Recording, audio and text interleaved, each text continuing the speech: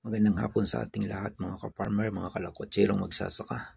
So update lang natin itong yung mga naulila sa ating backyard. So ito yung itlog ng namatay natin ng mga hen. Yung isa naglimlim at mis dalawa kapapangitlog pa lang pero hindi pa umabot sa paglimlim. Namatay na sila lahat. Ito yung naulila nilang mga itlog. So, update lang natin, pina-incubate lang natin sila. Ayan.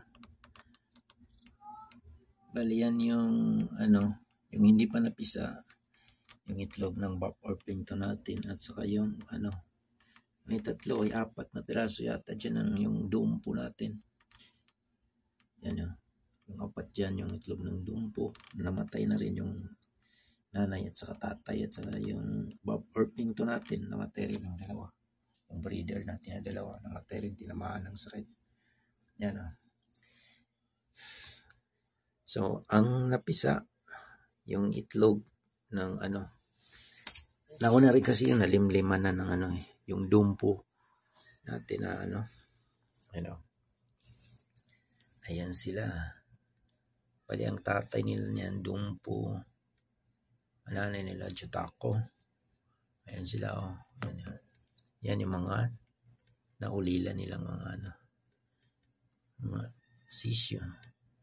Yan yung napisa May 5 dyan na Koshamo, saka yung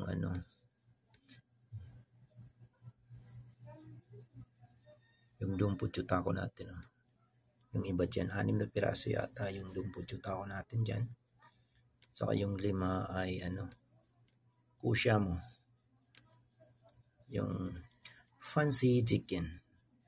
Sana malulusog silang lumaki lahat para simula tayo ulit ng pagbabreed. So yan lang yung update natin mga ka-farmer. Ayan sila nagpapaka sila sa ilaw nagpapainit sila sa